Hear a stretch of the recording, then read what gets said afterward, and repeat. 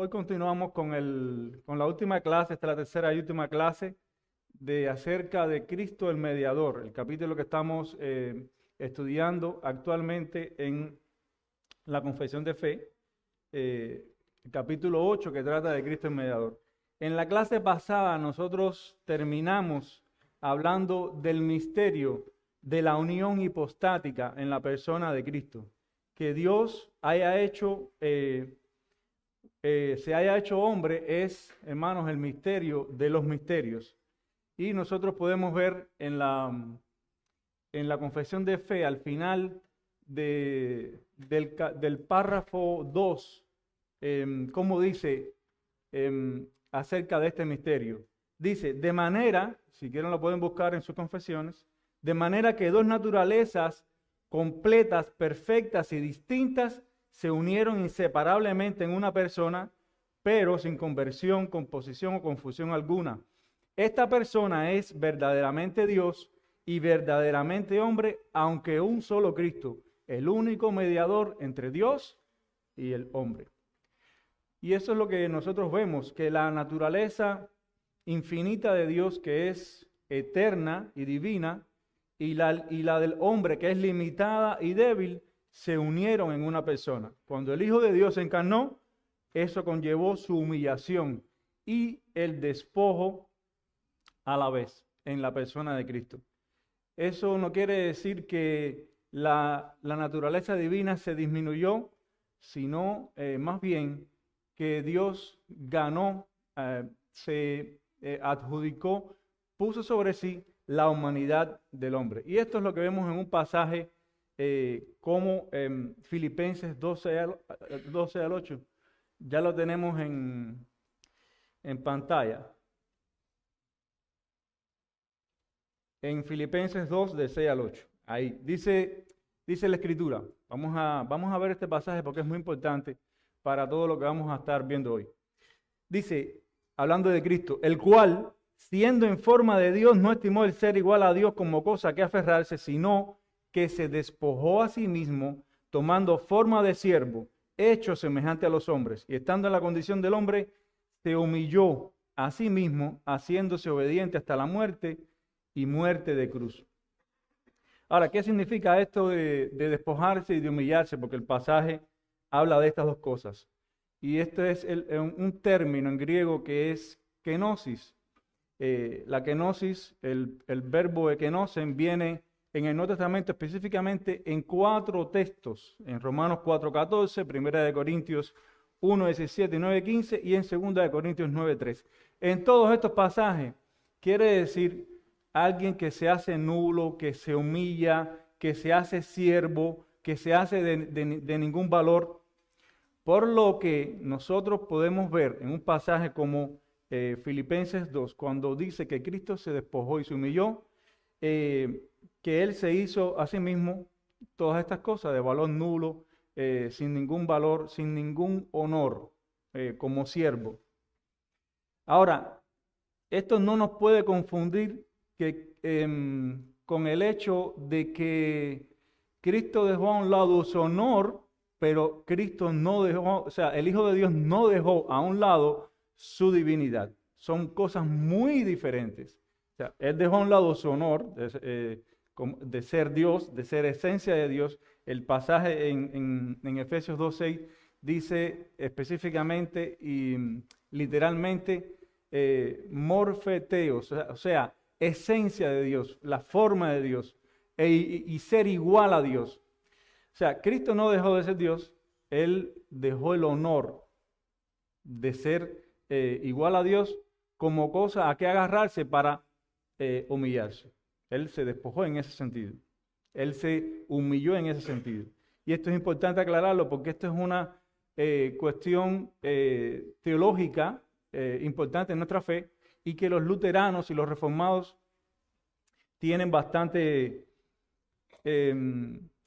querellas teológicas con relación a esto. En resumen, los luteranos dicen que el cuerpo de Cristo está presente en la cena. Ellos creen en la consubstanciación.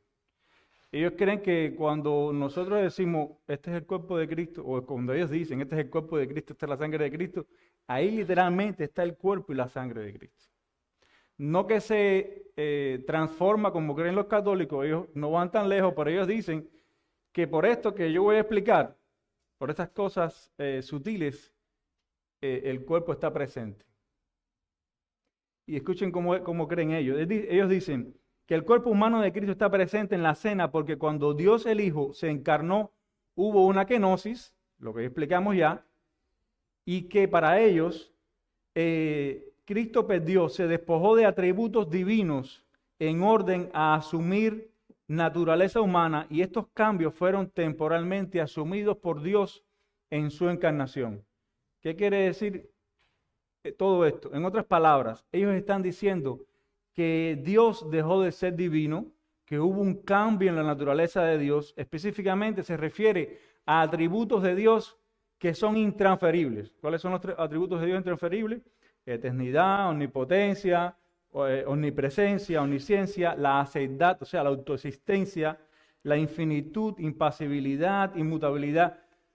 Ellos están diciendo que Dios el Hijo se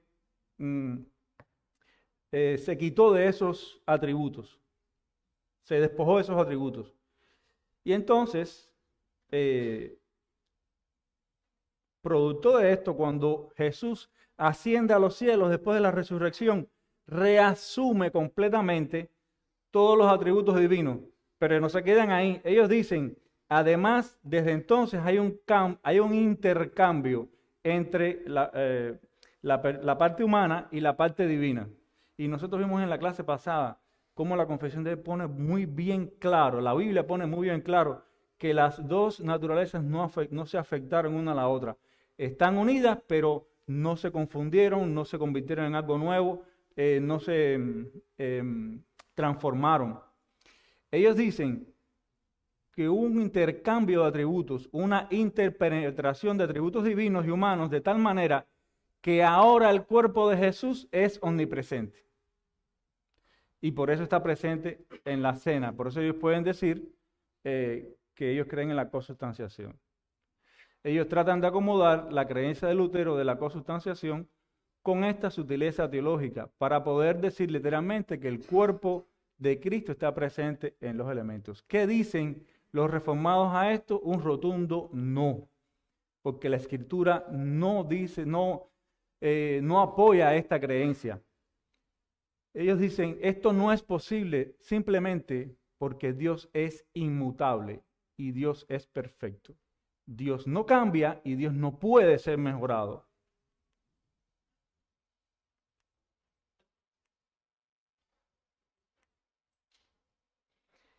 Dios no puede ser mejorado. Dice Hebreos 1:10. Y tú, oh Señor, en el principio fundaste la tierra y los cielos son obra de tus manos. Ellos perecerán, mas tú permaneces, y todos ellos envejecerán como una vestidura, y como un vestido los envolverás, y serán mudados, pero tú eres el mismo. Dios siempre es el mismo, y tus años no acabarán. Ellos están citando textualmente el Salmo 102, 25-27, que se dirige a Jehová, el Dios creador. Y hermanos, no solamente este texto, en Hebreos 13:8 dice que Jesucristo es el mismo hoy, ayer y por los siglos. Él siempre ha sido el mismo. Él no cambia. ¿Qué podemos decir de todo esto? Dios es inmutable, Dios no cambia, en Él no hay un cambio, Dios es perfecto, Él no necesita ser, Él no puede ser mejorado. Él no puede ser mejorado. Y eso corrobora lo que ya vimos en la clase pasada, que no hubo conversión de las naturalezas en la unión hipostática. Cuando el pasaje dice que Cristo se despojó, no está refiriéndose a que en Él, a que Cristo en ese momento se despotencializó de sus atributos divinos y que literalmente cesó de sus funciones cósmicas de dirigir y sostener todo el mundo para venir a ser hombre. Eso no fue lo que pasó. Si no, eso hubiera sido una encarnación por suicidio divino. Cristo no anuló su divinidad al encarnarse. Eso no es lo que enseña la Biblia. Cristo dejó su honor. Simplemente se humilló. Y eso es lo que también la Escritura nos manda a hacer a nosotros. Ahora, en este punto es necesario aclarar en qué creemos nosotros los reformados que consistió la humillación de Cristo, el despojo de Cristo. Tres cosas. Cristo vino a ser, vino a participar y Cristo se despojó por adición. Cristo vino a hacer algo nuevo. Él no dejó de ser algo, Él no dejó de ser Dios.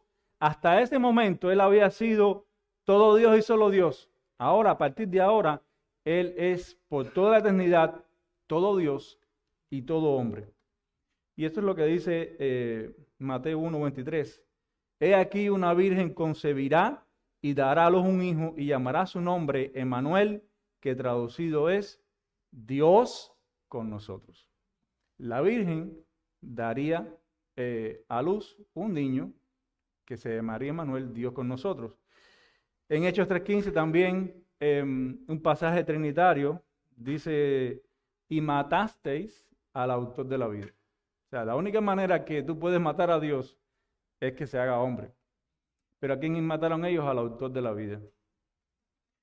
Cristo como el Hijo de Dios ya existía, pero como el Hijo del hombre, Él vino a ser en su encarnación. Y vino a ser y vino a participar de nuestra naturaleza. Dice en segundo lugar que Él vino, este despojo conllevó Él a que participara de nuestra naturaleza porque Él tenía que representar, Él tenía que ser lo que iba a redimir. Dice Hebreos 2:14, así que por cuanto los hijos participaron de carne y sangre, Él también participó de lo mismo para destruir por medio de la muerte al que tenía el imperio de la muerte, esto es al diablo. Y en tercer lugar, fue un despojo por adición. Su despojo consistió en que Él añadió a su naturaleza una naturaleza caída, la naturaleza humana. Claro, en Él no había pecado. Esa naturaleza era una naturaleza que Él iba a redimir, Él iba a representar. Y fue un despojo por adición. Sonaría mejor si fuera un despojo por sustracción, ¿verdad? Matemáticamente suena mejor. Despojo por sustracción, despojo por algo que tú restas. Pero al añadirse naturaleza humana, una naturaleza inferior a la divina, hubo un despojo por adición. Y esto es lo que dice al principio del párrafo. Tomó sobre sí la naturaleza del hombre con todas sus propiedades esenciales y con sus debilidades concomitantes, aunque sin pecado. ¿Entienden hasta ahí? En esto consistió el despojo de Cristo. No quitarse divinidad, sino añadirse humanidad. Bien, hasta aquí lo que vimos, lo que fue necesario para que Cristo se hiciera mediador, un mediador que representa y redime. A partir de ahora, en el párrafo 3, vamos a ver qué requisitos tenía que cumplir este mediador cuando vino para ejercer su oficio de mediador. Vamos al párrafo 3. Requisitos del oficio de mediador. Dice el párrafo. El Señor Jesús, en su naturaleza humana, así unida a la divina, en la persona del Hijo, fue santificado y ungido con el Espíritu Santo sin medida, teniendo en sí todos los tesoros de la sabiduría y del conocimiento, en quien agradó al Padre que habitase toda plenitud, a fin de que, siendo santo, inocente y sin mancha, y lleno de gracia y de verdad, fuese del todo apto para desempeñar el oficio de mediador y fiador. Vamos a dejarlo ahí. Vamos a dejarlo en esa primera parte porque aquí se nos está hablando de la unción del Espíritu Santo como el primer requisito que habla el párrafo que Cristo tenía que cumplir, la unción del Espíritu Santo. Y no simplemente una unción externa, sino una plenitud del Espíritu en ese mediador. Dice el Salmo 45:7, has amado la justicia y aborrecido la maldad. Por tanto, te ungió Dios, el Dios tuyo, con óleo de alegría más que a tus compañeros. Y en Hechos 10:38 dice Pedro hablándole a los gentiles, cómo Dios ungió con el Espíritu Santo y con poder a Jesús de Nazaret, y como éste anduvo haciendo bienes y sanando a todos los oprimidos por el diablo, porque Dios estaba con él. O sea, el primer requisito para que este mediador tuviera un oficio mediador eficiente, eficaz, era que tenía que ser lleno del Espíritu Santo. El Espíritu Santo tenía que poseer completamente a esta persona. Y la posesión del Espíritu Santo no es como algo de un vaso que está lleno de líquido. Es más bien como un guante. Es como que el Espíritu Santo es la mano y la persona es el guante. Y esa persona se deja controlar completamente. Todo lo que quiere hacer Dios, lo hace. Tú eres el guante. Así mismo es Cristo. Cristo lo hizo de manera perfecta. Cristo es ese guante que Dios usó durante esos 3 años a partir de su bautismo. El Espíritu Santo le llenó de todas las gracias necesarias para que Él desempeñara esa función. Por eso se dice en Hebreos, en Hechos 10:38, que Dios había ungido con el Espíritu Santo y con poder a Jesús de Nazaret. Y hermanos, este es otro pasaje trinitario. Dios, el Padre, llenó con el Espíritu Santo a Dios, el Hijo, a Jesús. También otro pasaje conocido, trinitario, como el bautismo, y en ese momento es cuando viene sobre él el Espíritu Santo. Dice en Mateo 3:16, y Jesús, después que fue bautizado y subió luego del agua, he aquí los cielos le fueron abiertos, y vio al Espíritu de Dios que descendía como paloma y venía sobre él. Y en el siguiente capítulo, este mismo Espíritu que vino sobre Jesús, dice, entonces Jesús fue llevado por ese Espíritu al desierto para ser tentado por el diablo. O sea, se necesitaba la llenura, la unción del Espíritu Santo. Pero hay también un segundo requisito que habla el párrafo, y es que él fuera comisionado por el Padre. Él fuera comisionado por el Padre. Dice, sigue diciendo el párrafo, el cual, refiriéndose al oficio, no tomó para sí, sino que fue llamado para él mismo por su Padre, quien también puso en sus manos todo poder y juicio y le ordenó que lo cumpliera. Un pasaje que prueba esto, Hebreos 5, 4 y 5. Dice, y nadie toma para sí esta honra, sino el que es llamado por Dios, como lo fue Aarón. Así tampoco Cristo se glorificó a sí mismo haciéndose sumo sacerdote, sino el que le dijo, tú eres mi hijo, yo te he engendrado hoy. Sí. Entonces necesitaba la comisión del Padre, también necesitaba la unción del Espíritu. La unción del Espíritu corroboró la comisión del Padre. La comisión del Padre fue hecha por medio de la unción del Espíritu en el ministerio de Jesús. Hasta aquí la ordenación. Vimos la ordenación, el modo en que se llevó a cabo esa ordenación en la encarnación, y vimos los requisitos para esta obra de mediación. A partir de los párrafos 4 hasta el 10, nosotros vamos a ver qué tuvo que hacer Cristo, la obra de Cristo. Vimos su persona, ahora vamos a ver su obra a partir del párrafo 4. Bien, vamos a ver entonces en el párrafo 4 su obediencia, su humillación y su exaltación. Y el párrafo se lee así, párrafo 4 de nuestra confesión. El Señor Jesús asumió de muy buena voluntad este oficio y para desempeñarlo nació bajo la ley, la cumplió perfectamente y sufrió el castigo que nos correspondía a nosotros, el cual deberíamos haber llevado y sufrido, siendo hecho pecado y maldición por nosotros, soportando las más terribles aflicciones en su alma y los más dolorosos sufrimientos en su cuerpo. Fue crucificado y murió y permaneció en el estado de los muertos, aunque sin ver corrupción.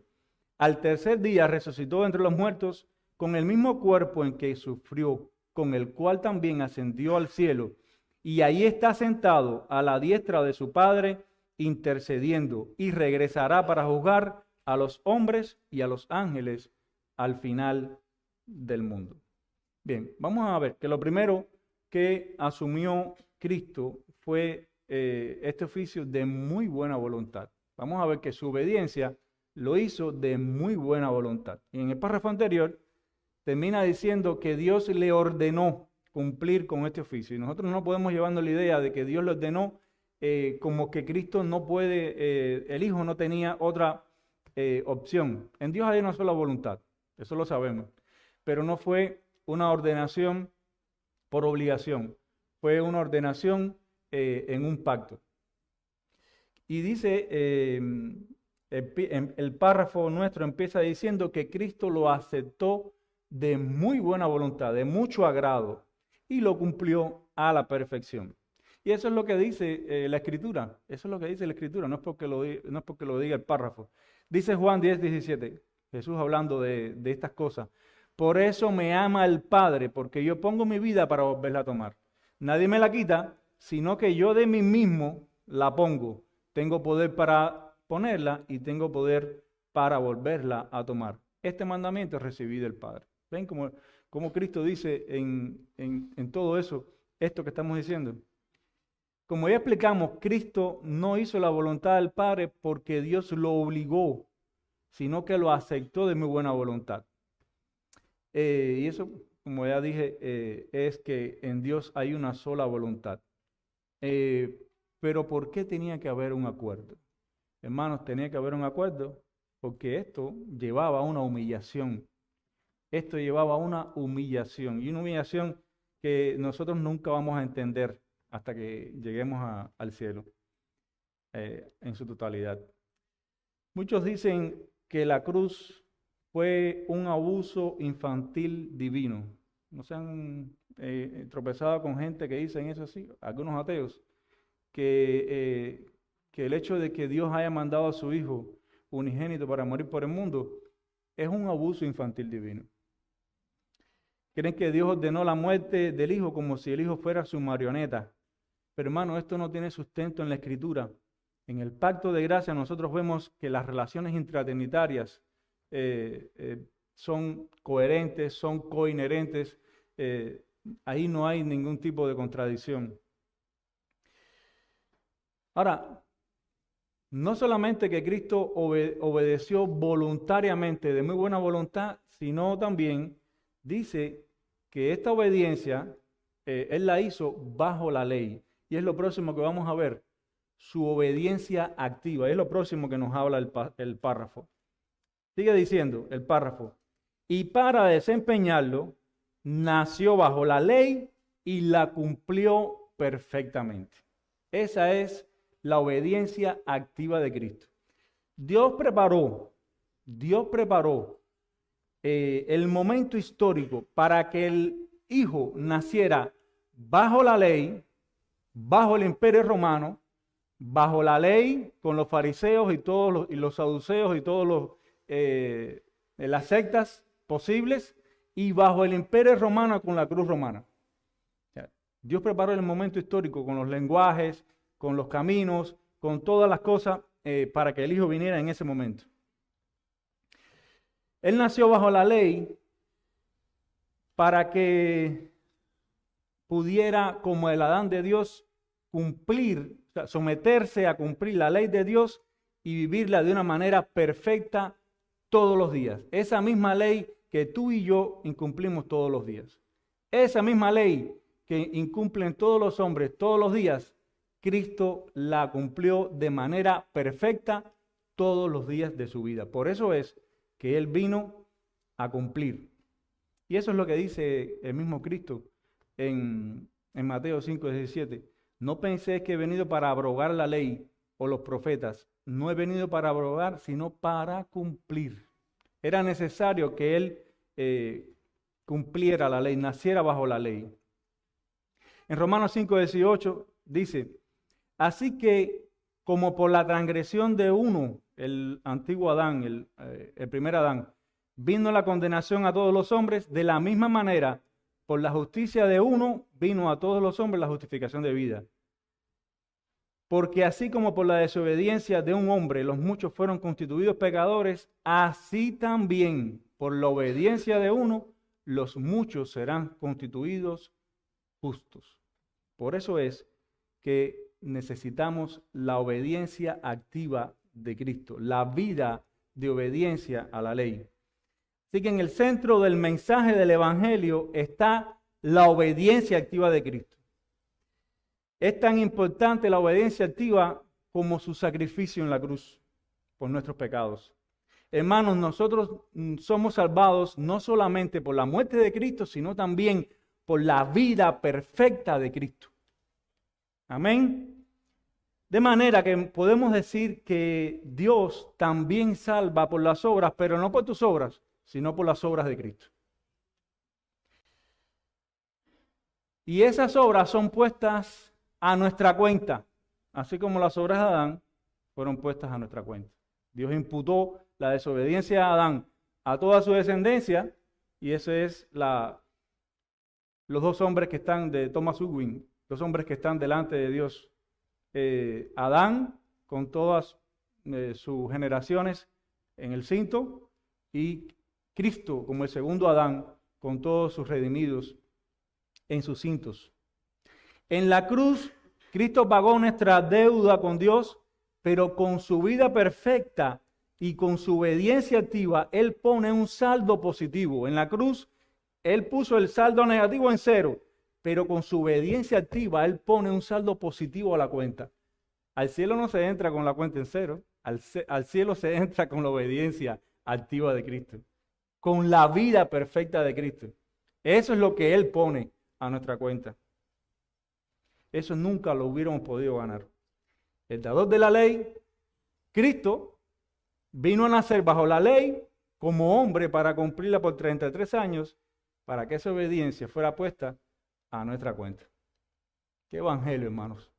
Qué evangelio. Eso, aleluya, eso solo puede venir del genio divino, de la mente omnipotente, omnisciente infinita de Dios. No es un evangelio que se le ocurre a ninguna mente humana. Aleluya. Pero también su humillación conllevó su obediencia pasiva, Cristo sufrió en nuestro lugar, no solamente cumplió la ley en nuestro lugar, sino también que sufrió en nuestro lugar.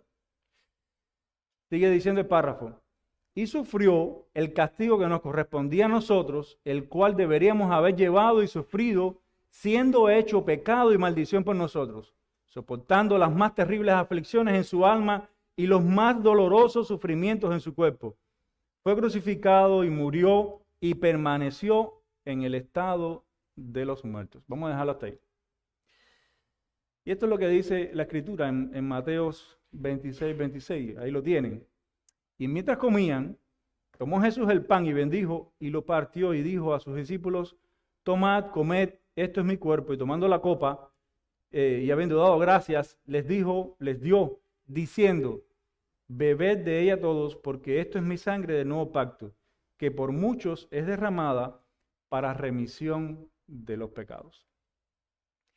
Hermanos, así como la obediencia perfecta de Cristo a la ley era necesaria para nuestra salvación, así también su muerte en la cruz. Estas cosas son el centro de nuestra fe. Estas cosas están en el centro del Evangelio. Dios preparó el momento histórico para que Él viniera bajo la ley y para que muriera en la cruz en nuestro lugar. Dice el párrafo que Él fue hecho pecado por nosotros, que sufrió el castigo que nos correspondía, soportando en su alma y su cuerpo las más terribles aflicciones, para llevar en nuestro lugar millones y millones de maldiciones. Cristo sufrió la culpa de millones y millones de infiernos, tuyos, míos y de todos los salvados en la cruz. Hermanos, aquellos que están ahora mismo en el infierno, solamente ellos son los que tienen una idea real de cuán malo es el pecado y cuán grande es la culpa por el pecado hecho contra Dios. Eso fue lo que llevó Cristo en tu lugar y en el mío, en la cruz. Miren cuán grande es esta salvación, que Cristo pagó eternidades de separación y castigo de Dios en el infierno por aquellos a los cuales redimió en su muerte. En la cruz, Cristo tomó la copa que el Padre le dio a tomar hasta dejarla seca. Esa copa se quedó sin nada. Cristo la tomó completica. Y gracias a Dios porque la tomó. Y eso fue lo que le produjo tanta angustia y agonía en el huerto de Getsemaní cuando le fue presentado lo que tenía que hacer. Cristo no fue a la cruz inocente de lo que iba a pasar. Cristo sabía lo que iba a pasar. Cristo sabía por lo que él iba a pasar, no solamente los dolores físicos, sino la agonía en su alma. ¿Por qué? Porque en esa copa había el pecado de los hombres, el abandono de Dios y la ira de Dios. Todo en un solo lugar. Cristo sufrió el infierno de todo su pueblo en la cruz. No hay nada más grosero y obsceno que lo que pasó en la cruz con la persona de Cristo. La concentración de maldad que vino sobre Cristo en la cruz del Calvario, nadie ha sufrido tanto el abandono de Dios como Jesús en las horas de su muerte, y solo Él recibió la ira de Dios que merecían tus pecados y el mío. Cristo recibió en la cruz el castigo y la maldición de Dios por el pecado de miles de millones de infiernos por toda la eternidad, y que de ninguna manera hubiera podido ser pagado. Y eso es lo que dice Gálatas 3:13. Cristo nos redimió de la maldición de la ley, hecho por nosotros maldición, porque escrito está: maldito todo el que es colgado de un madero. La ley estaba preparada para eso, para que en algún momento un representante de Dios, el Mesías, muriera por nosotros, hecho maldición por nosotros en la cruz. Esto es lo que decía Martín Lutero: el misterio de todas las edades. ¿Cómo Dios puede abandonar a Dios? La naturaleza humana de Jesús, no la divina, sufrió el abandono de Dios en la cruz. Esto es importante. Dios no puede ser dividido. La triunidad divina es infinita. Dios Padre no abandonó a Dios el Hijo. El Hijo del Hombre, Jesús, como cabeza federal del pueblo redimido, sufrió el castigo y el abandono de Dios en nuestro lugar, cuando tomó en la cruz lugar por nuestros pecados. Pero también Dios no puede ver el pecado. Dios no puede tener compañerismo con el pecado. Dios abandonó la humanidad de Cristo en la cruz cuando cargó en él nuestros pecados, porque Dios es infinitamente puro, pero no quiere decir que el Hijo de Dios se fue literalmente del cuerpo de Cristo. O sea, el Hijo de Dios sufrió impasiblemente los sufrimientos que sufrió la humanidad de Cristo. Y esto es lo que dice Sproul con relación a esto. Dice Sproul: en medio de estas tinieblas Jesús clama: Dios mío, ¿por qué me has desamparado? Esto es una de las cosas más sorprendentes dichas por nuestro Señor. Cristo clama que Él ha sido abandonado por Dios cuando Él se identificó y cargó nuestros pecados. Él se convirtió en un maldito de Dios y Dios le apartó de sí justamente. Cuando Cristo llevó nuestros pecados en la cruz, esa fue la más obscena y grotesca concentración de pecado en una persona en toda la historia del mundo. Dios no puede mirar la iniquidad, y el Padre dio la espalda a Cristo cuando colgaba en la cruz. Él había tenido una relación perfecta con Dios durante su vida, pero ahora, al cargar los pecados del pueblo, fue rechazado por Dios. Ciertamente los sufrimientos físicos en la cruz de Cristo son algo horroroso, pero miles han muerto en la cruz en otras maneras grandemente dolorosas y lo han soportado. Pero hermanos, solo una persona recibió toda la maldición de Dios en la cruz totalmente en el infierno, carente de la gracia, de la presencia de Dios, separado de toda la bendición de su Padre. Él vino a ser un maldito por Dios para que nosotros un día podamos ver el rostro de Dios. Fin de la cita. Cuando Dios mandó aquella oscuridad, no es que los ángeles, como dicen algunos, los ángeles taparon con sus alas el sol o que Dios puso un velo para no ver al Hijo. No, Dios estaba cargando el pecado de todos los redimidos en la cruz de Cristo. Ese día el infierno descendió en la cruz y esa es la obediencia pasiva de Cristo. Su obediencia perfecta a la ley es su obediencia activa, su obediencia pasiva, el sufrimiento de Cristo en la cruz. Solo aquellas almas que están ahora en el infierno pueden entender realmente la maldición de Dios sobre Cristo y sus consecuencias eternas. Si Cristo no hubiera tomado esa copa y muerto en nuestro lugar, Satanás hubiera ganado, el infierno se hubiera llenado, el cielo estuviera vacío y todas las promesas de Dios de una salvación eterna fueran falsas. Pero gracias a Dios que Cristo sufrió en la cruz por nosotros. Pero su humillación también conllevó a su exaltación. Y eso es lo próximo que vemos en el pasaje, su exaltación.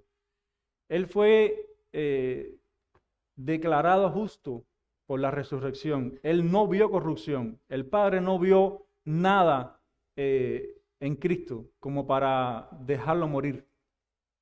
Él conquistó la muerte con su muerte en la cruz. ¿Ah? Así. Y esto es lo próximo que vemos, su exaltación. Dice, y permaneció en el estado de los muertos, aunque sin ver corrupción. Y eso es lo que dice Hechos 13:37. Mas aquel a quien Dios levantó, no vio corrupción. Dios lo resucitó y no vio corrupción porque fue declarado justo por la resurrección. Cuando Dios resucitó a Cristo, Él le estaba diciendo, este es el justo. No hay otro justo. En Él está toda la justicia que yo necesito. Pero sigue diciendo, al tercer día resucitó de entre los muertos. Ahí lo tiene. Al tercer día resucitó entre los muertos con el mismo cuerpo en que sufrió, con el cual también ascendió al cielo. Y ahí está sentado a la diestra de su Padre, intercediendo. Y regresará para juzgar a los hombres y a los ángeles al final del mundo. Y entonces, ¿qué cosas están incluidas en su exaltación? Su resurrección, su ascensión y su regreso en gloria. Vamos a ver su resurrección. Dice que al tercer día resucitó entre los muertos. Y eso es lo que dicen pasajes como Lucas 24:39, que ahí lo tienen. Mirad mis manos y mis pies, que yo mismo soy, palpad y ved, porque un espíritu no tiene carne ni huesos, como veis que yo tengo. O sea, Cristo resucitó con el mismo cuerpo que Él murió. Ahora, la segunda cosa es su ascensión a la gloria, su ascensión al trono. Dice que con este cuerpo, con el cual también ascendió al cielo, y ahí está sentado a la diestra de su Padre, intercediendo. Y esto es lo que vemos cuando Esteban va a ser martirizado. Esteban ve lleno del Espíritu de Cristo, y esto lo narra Hechos 7:55. Dice, Esteban, lleno del Espíritu, puestos los ojos en el cielo, vio la gloria de Dios y a Jesús que estaba a la diestra de Dios, y dijo, he aquí veo los cielos abiertos y el Hijo del Hombre que está a la diestra de Dios. Y eso también es lo que vemos en el libro de Revelación, en el Apocalipsis, cuando dice en 5:13, y a todo lo creado que está en el cielo y sobre la tierra y debajo de la tierra y en el mar y a todas las cosas que en ellos hay, oí decir, al que está sentado en el trono y al Cordero, sea la alabanza, la honra, la gloria y el poder por los siglos de los siglos. Él está sentado a la diestra de Dios, Él gobierna en la diestra de Dios, es decir, ahora como hombre, Él está a la derecha de Dios. Él ha recibido toda la gloria, todo el poder, toda la confianza. Él es la mano derecha, Él es la mano ejecutante, Él es el brazo todopoderoso de Dios como hombre. Y Él gobierna así su iglesia, y no solo su iglesia, sino también todo el universo. Ahora, la tercera cosa que está incluida es en su exaltación, en su venida en gloria. Y termina el párrafo diciendo, y regresará para juzgar a los hombres y a los ángeles al final del mundo. Cristo vino la primera vez a humillarse, la segunda vez Él vendrá en gloria. Su honor será restituido. Él se despojó de su honor en la primera venida, ahora su honor va a ser restituido. Dice Hechos 10:42, y nos mandó que predicásemos al pueblo y testificásemos que Él es el que Dios ha puesto por juez de vivos y muertos. Bien, hermanos, entonces vimos la obediencia de Cristo, vimos la humillación de Cristo, vimos la exaltación de Cristo. ¿Alguna duda? En el próximo párrafo, vamos a ver en el párrafo 5, su operación central. Su operación central. ¿Alguien que lea, por favor? Párrafo 5. Jesús, por su perfecta obediencia y el sacrificio de sí mismo que ofreció a Dios una sola vez por el Espíritu Eterno, ha satisfecho plenamente la justicia de Dios, ha conseguido la reconciliación y ha comprado una herencia eterna en el reino de los cielos para todos aquellos que el Padre le ha dado. Hay tres cosas básicas con relación a la obra mediadora de Cristo. Y es lo que vamos a ver en nuestra próxima párrafo. En primer lugar, dice, el Señor Jesús, por su obediencia perfecta y el sacrificio de sí mismo que ofreció a Dios una sola vez por el Espíritu Eterno. O sea, lo primero que vemos es que este sacrificio fue una sola vez. Es algo único e irrepetible. No se necesita repetir más. Por eso es que nosotros decimos que la misa, que clama a decir que Cristo es sacrificado todos los días en la misa, es una blasfemia. Porque la palabra dice que Dios solamente hizo un sacrificio y Él lo aceptó. Decir más que esto es una blasfemia. Dice Hebreos 9:14, ¿cuánto más la sangre de Cristo, el cual mediante el Espíritu Eterno se ofreció a sí mismo sin mancha a Dios? Cristo se ofreció por el Espíritu Eterno. Y esto es otro pasaje trinitario. Para que vayan anotando los pasajes trinitarios, hemos hecho unos cuantos. Dice Hebreos 10:14, porque con una sola ofrenda hizo perfectos para siempre a los santificados. Una sola ofrenda era necesaria. ¿Por qué? Porque Dios declaró justo, declaró suficiente el sacrificio de Cristo. Dice que con esta sola ofrenda ha satisfecho plenamente la justicia de Dios. La obediencia activa al cumplir la ley de manera perfecta y su obediencia pasiva al humillarse hasta lo sumo, hasta morir en la cruz, fueron suficientes para satisfacer la justicia de Dios. Y esa justicia fue conquistada con vistas a representar y a redimir. Para representar y para redimir. Y eso es lo que dice Romanos 5:19. Dice, porque así como por la desobediencia de un hombre los muchos fueron constituidos pecadores, esa es la herencia en Adán, y eso es lo que nosotros traemos al Evangelio. ¿Qué es lo que nosotros aportamos en nuestra salvación? Nuestros pecados. Así también por la obediencia de uno, los muchos serán constituidos justos. Las demandas de la justicia divina y las necesidades humanas de salvación solamente podían hallar su satisfacción solo en aquel que, siendo el mismo sin pecado, se ofreciera a sí mismo como sacrificio de expiación a todos los hombres. Solamente por la persona de Cristo. Y esto es lo que dice un pasaje como 2 Corintios 5:21. Al que no conoció pecado, por nosotros lo hizo pecado para que nosotros fuésemos hechos justicia de Dios en él. Pero también los autores de la confesión siguen diciendo que Él ha conseguido la reconciliación. Nosotros todos éramos enemigos de Dios, mas Dios muestra su amor para con nosotros en que aún siendo pecadores, aún siendo sus enemigos, Cristo murió por nosotros. Dice Romanos 5:10, porque si siendo enemigos fuimos reconciliados con Dios por la muerte de su Hijo, mucho más, estando reconciliados, seremos salvos por su vida. Todo el que no está en Cristo es enemigo de Dios. El que no está conmigo, contra mí es. Y también dice que Cristo ha comprado una herencia eterna en el reino de los cielos. Y eso es lo que dice 1 de Pedro 1:4.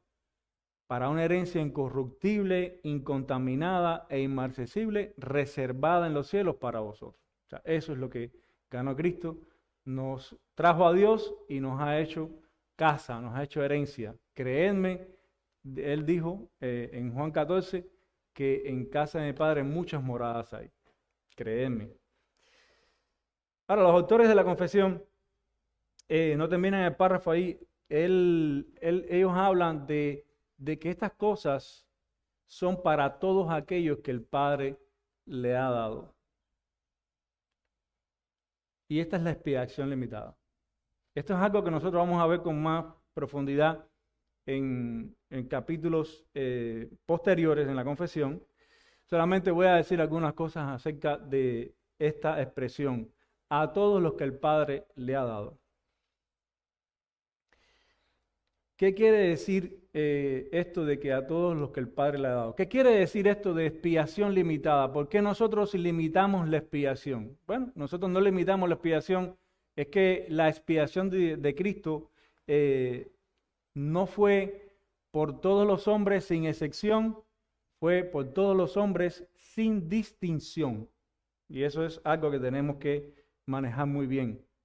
El propósito con que Cristo vino a este mundo no fue hacer posible la salvación de los hombres. Él vino con un propósito. Él vino a salvar. Cuando un negociante al final de su año ve que tuvo algo de pérdida, pero la mayoría fue ganancia, bueno, tuvo un buen negocio, tuvo un buen año. Bueno, Cristo como negociante no pierde. Él no pierde una moneda, Él no pierde una oveja. Él no pierde nada. Él todo lo que hace, lo hace 100%. Amén. Y eso fue lo que Cristo nos dio. Dice el ángel a María, anunciándole, y darás a luz un hijo y llamarás su nombre Jesús. ¿Por qué? Porque Jesús quiere decir, porque Él salvará a su pueblo de sus pecados. Y eso es lo que también dice en Lucas 9:56, porque el Hijo del Hombre no ha venido para perder las almas. Él no perdería ninguna. Él venía a salvar a las almas. Cristo vino para salvar a su pueblo. Ahora, ¿se propuso Cristo salvar a toda la humanidad y murió por toda la humanidad? Y la respuesta es no. Cristo no murió por toda la humanidad. Cristo murió por un pueblo definido, por un número definido. Si Cristo hubiera muerto por toda la humanidad y nosotros vemos que Dios declaró justo y que Dios aceptó como eficaz el sacrificio de Cristo, no hubiera infierno, las iglesias estuvieran abarrotadas, no hubiera gente perdida, todo el mundo fuera salvo. Pero eso no fue lo que pasó. Cristo vino y Él para salvar, y Él vería que la aflicción de su alma tendría recompensa.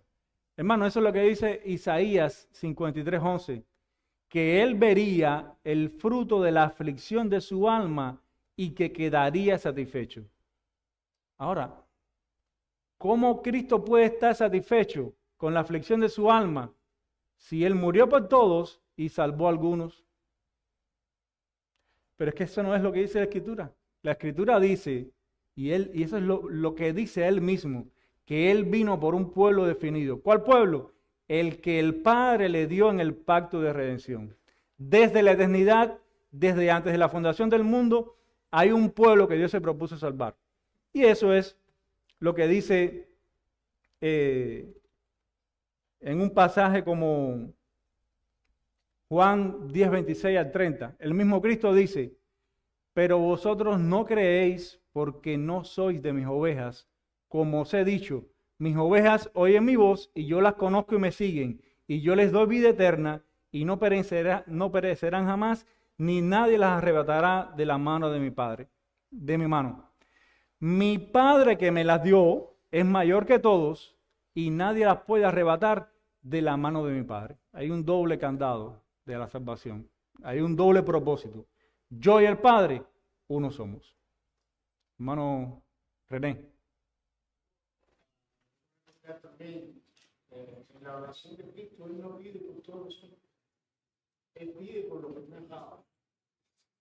O sea, ahí está claro, si Cristo hubiese muerto por todos los hombres, no hubiese dicho, yo no te pido por todo el mundo, te pido por lo que me has dado.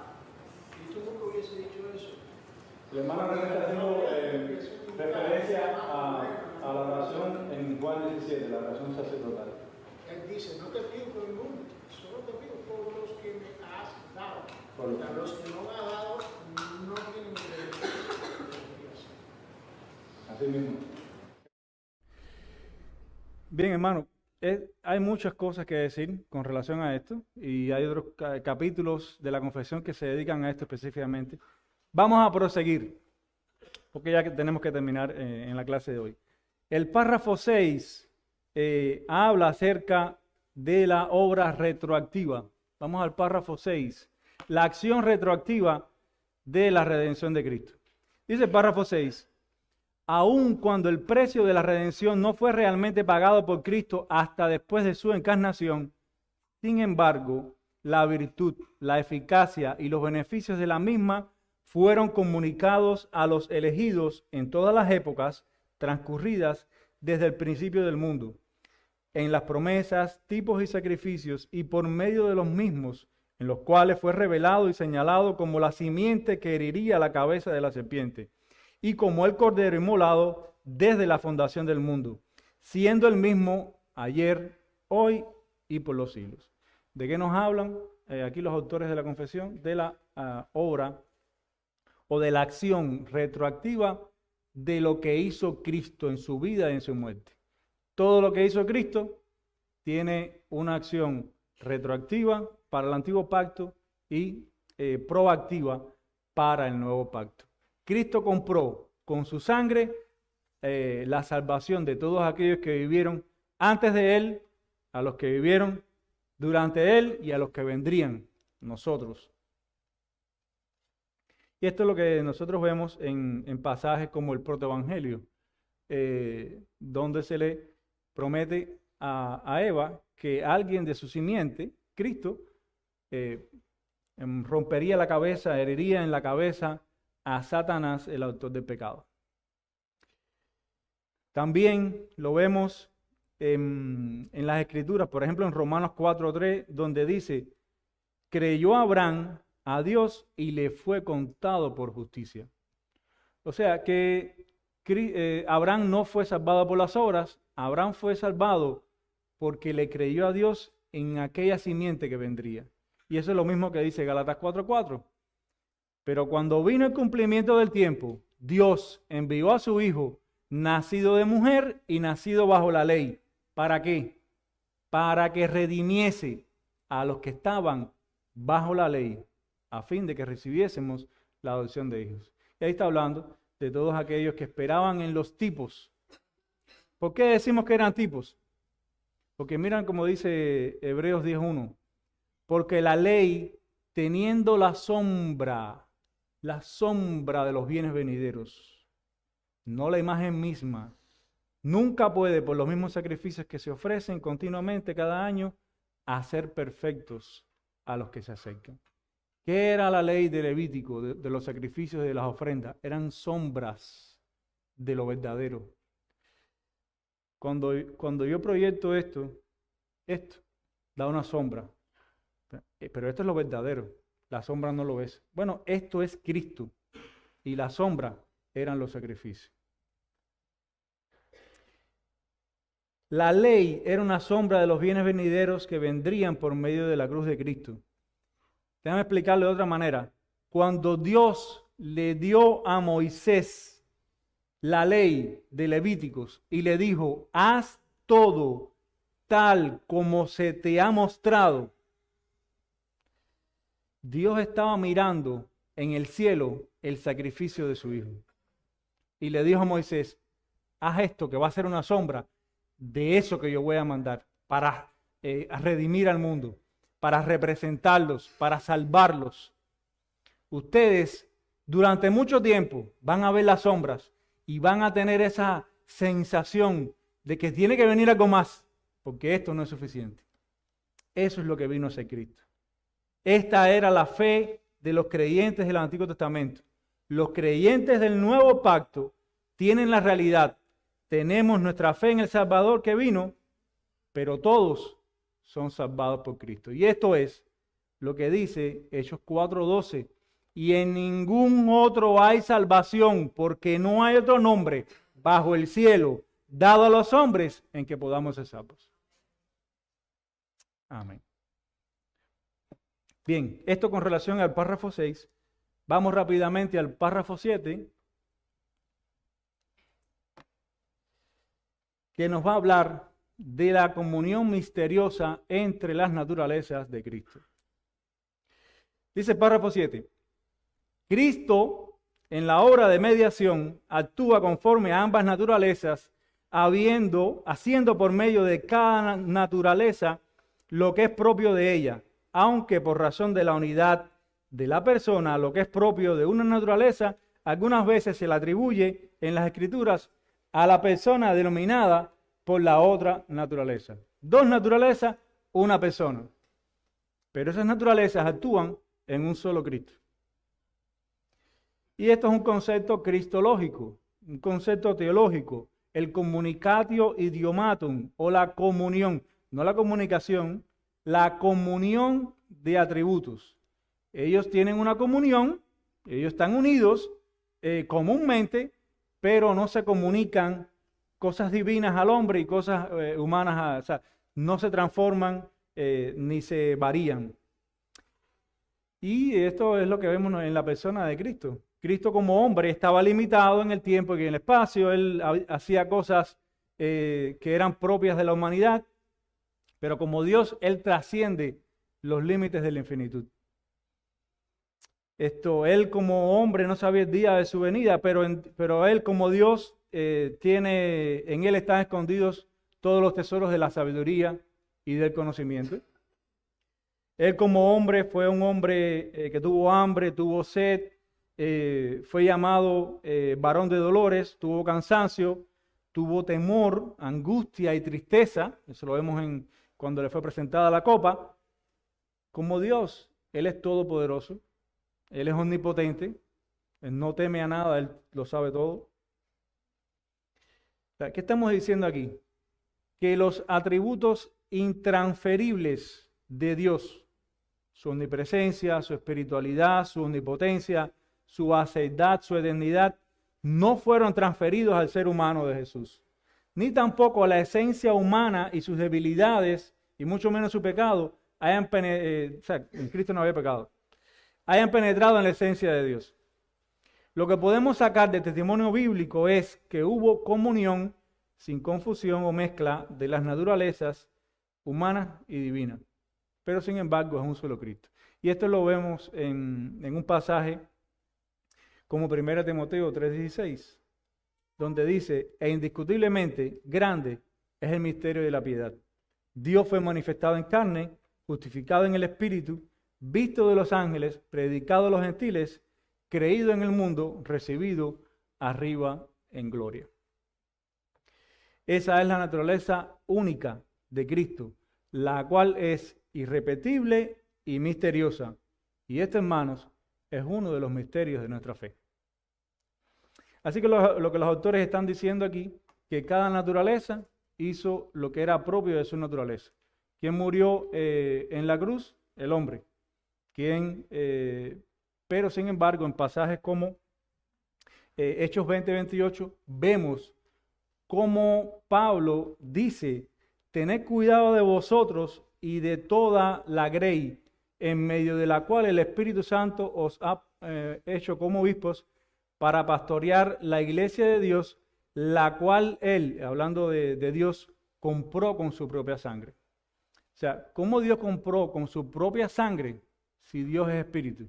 Bueno, por este misterio el communicatio idiomatum, la comunión de atributos en la persona divina y solo en la persona de Cristo. Dios no puede derramar sangre, sin embargo se le atribuyen cualidades humanas. Y esto es algo que en teología se tiene que tocar acerca de la persona. ¿Por qué Dios se hizo hombre? Esta fue la pregunta que hizo Anselmo en el siglo XI. Cur Deus homos. ¿Por qué Dios se hizo hombre? ¿Qué necesidad había de que Dios hiciera hombre? Bueno, debido a la justicia de Dios era necesaria la encarnación. Dios, hay cosas que dice la Biblia que Dios no puede hacer. O sea, Dios no puede morir. Dios no puede mentir. Dios no puede ser infiel. Y son cosas que Dios no puede hacer, pero que son positivas. Pero una vez que Dios decidió hacerlo, había una necesidad consiguiente y absoluta de que se encarnara y que muriera como hombre. Y eso es lo que nosotros vemos en pasajes como Hebreos 2:14, donde dice: así que por cuanto los hijos participaron de carne y sangre, él también participó de lo mismo para destruir por medio de la muerte al que tenía el imperio de la muerte, esto es, al diablo. Y Hebreos 4:15, donde dice: porque no tenemos un sumo sacerdote que no pueda compadecerse de nuestras debilidades, sino uno que fue tentado en todo, según nuestra semejanza, pero sin pecado. Era por consiguiente necesario que fuera divino para hacernos hijos de Dios. Era por consiguiente necesario que se hiciera hombre para ser nuestro sustituto en la cruz y nuestro representante ante Dios. Bien, esto con relación a la obra de Cristo. Vamos a explicar someramente los 3 párrafos que nos quedan. Yo creo que hasta aquí hemos visto lo más importante acerca de la persona y la obra de Cristo. Vamos a rápidamente, en el tiempo que nos queda, que ya no nos queda ya, el párrafo 8. Ya estoy robándole tiempo y perdonen, hermano, de verdad que me pasé un poco. Dice el párrafo 8, acerca de la aplicación eficaz de la obra de Cristo. A todos aquellos para quienes Cristo ha obtenido eterna redención, cierta y eficazmente les aplica y comunica la misma, haciendo intercesión por ellos, uniéndolos a sí mismo por su Espíritu, revelándoles en la palabra y por medio de ella el misterio de la salvación, persuadiéndoles a creer y obedecer, gobernando sus corazones por su palabra y Espíritu, y venciendo a todos sus enemigos por su omnipotente poder y sabiduría, de tal manera y forma que sea más de acuerdo con su maravillosa e inescrutable dispensación, y todo por su gracia libre y absoluta, sin prever ninguna condición en ellos para granjearla. O sea, en resumen, Cristo intercede por nosotros, Cristo nos une a Él por su Espíritu, Cristo nos revela su palabra, Cristo nos persuade eficazmente para que creamos y obedezcamos. Nosotros podemos ver eso, como el Espíritu de Dios hizo que Lidia, una mujer que estaba escuchando la predicación de Pablo, pusiera atención, y dice que inmediatamente Lidia creyó, fue bautizada y toda su casa. Dice que también que Cristo nos gobierna a través de su palabra y su Espíritu. Y al final del párrafo dice que todo esto, no porque nosotros seamos bonitos, buenos y baratos, sino por su gracia. Por su gracia. Y gracia quiere decir regalo inmerecido. Te está dando más de lo que te mereces. De hecho, te está dando algo que tú no ganaste. Dice 1 Corintios 1:27, sino que lo necio del mundo escogió Dios para avergonzar a los sabios, y lo débil del mundo escogió Dios para avergonzar a los fuertes. Y lo vil del mundo y lo menospreciado escogió Dios, y lo que no es para deshacer lo que es, a fin de que nadie se jacte en su presencia. Mas por Él estáis vosotros en Cristo Jesús, el cual nos ha sido hecho por Dios sabiduría, justificación, santificación y redención, para que, como está escrito, el que se gloría, gloríese en el Señor. Hermano, los últimos párrafos de la confesión de nosotros hacen diferencia con la confesión de fe de Westminster. La confesión de Westminster llega hasta el capítulo 8. Los bautistas añadieron 2 párrafos más. ¿Por qué? Porque ellos querían dejar claro que ni el Papa ni el rey de Inglaterra son mediadores entre Dios y la iglesia. El único mediador es Cristo. En el párrafo 9 se nos habla de su posición inalienable, es decir, su posición intransferible. Dice, este oficio de mediador entre Dios y el hombre es propio solo de Cristo, quien es el profeta, sacerdote y rey de la iglesia, y no puede, ya sea parcial o totalmente, ser transferido a él o a ningún otro. Dice 1 Timoteo 2:5.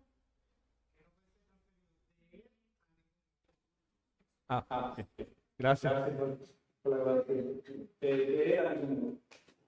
Dice 1 Timoteo 2:5. Porque hay un solo Dios, esa es la primera verdad, y hay un solo mediador, esa es la segunda verdad, entre Dios y el hombre.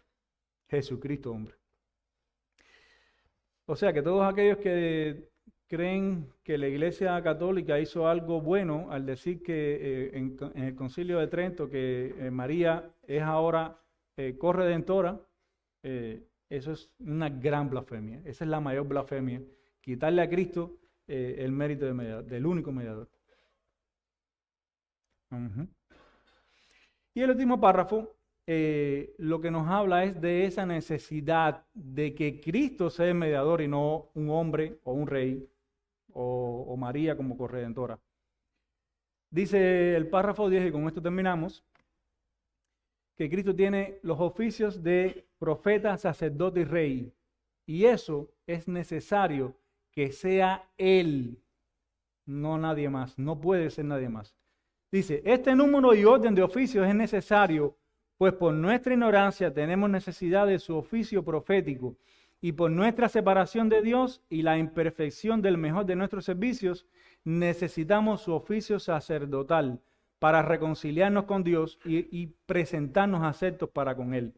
Y por nuestra indisposición y total incapacidad para volver a Dios y para nuestro rescate y protección de nuestros adversarios espirituales, necesitamos su oficio real, o sea, como rey, para convencernos, subyugarnos, atraernos, sostenernos, librarnos y preservarnos para su reino celestial. Si Cristo no hace esto activamente, dice la Escritura que nadie busca a Dios. No hay quien haga lo bueno, no hay ni siquiera.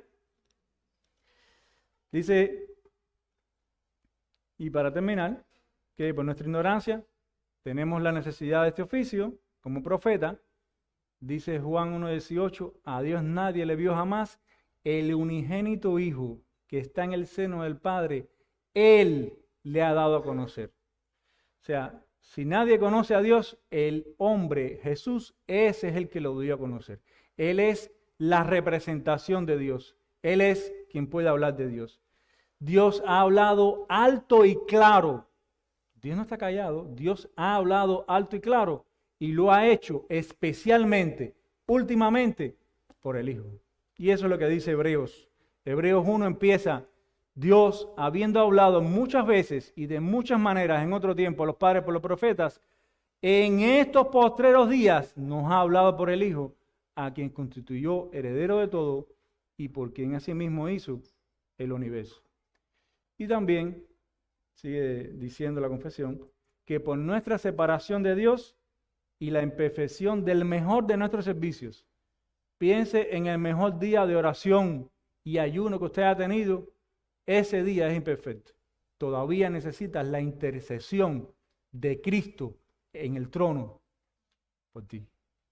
La sangre de Él habla mejor que la de Abel, porque es eterna, porque sigue hablando, porque sigue diciéndole al Padre, este es mi hijo, yo lo compré.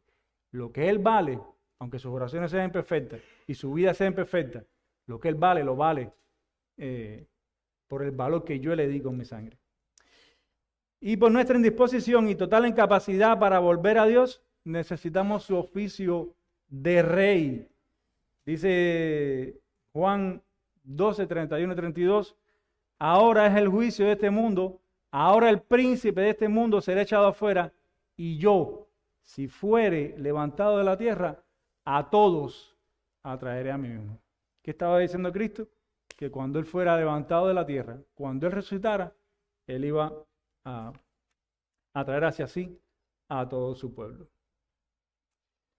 Bien, hermanos, hemos hablado bastante, hemos hablado de Cristo, hemos hablado de nuestro Salvador. La cruz de Cristo es el mensaje de los mensajes, es la verdad más importante de este tiempo y de todas las edades, que Dios reconcilió al mundo mediante la sangre de Cristo, que hay esperanza de vida eterna porque Cristo aplacó eternamente la ira de Dios por nuestros pecados, que Dios aceptó la ofrenda de Cristo por el pecado y lo resucitó para declarar para siempre que Cristo venció de una vez y para siempre a la muerte con su muerte en la cruz. Eso es lo que creemos nosotros, eso está en el centro del Evangelio. Amados hermanos, que estas cosas nos hagan tener un mayor temor al pecado, nos hagan más humildes y prontos a perdonar y amar como lo hizo nuestro Salvador. Que las verdades de este mensaje sean guardadas en sus corazones para vivir por ellas, de manera que demos gloria y honra al nombre de Cristo donde quiera que estemos hasta el fin de nuestra vida aquí en la tierra. Amén. Vamos a orar. Padre, gracias por la vida y por la muerte de nuestro Señor Jesucristo. Gracias por su obediencia voluntaria, por su obediencia perfecta, por su obediencia activa y por su humillación en la cruz. Gracias, Señor, por estas cosas. Nosotros estamos asombrados y maravillados con estas verdades. Esto solamente puede venir de tu genio, de tu mente infinita y de tu amor incalculable. Gracias una vez más por nuestro precioso Salvador. Quédate con nosotros, Señor, y bendice todo lo que vamos a hacer de aquí en adelante. En el nombre de Jesús. Amén.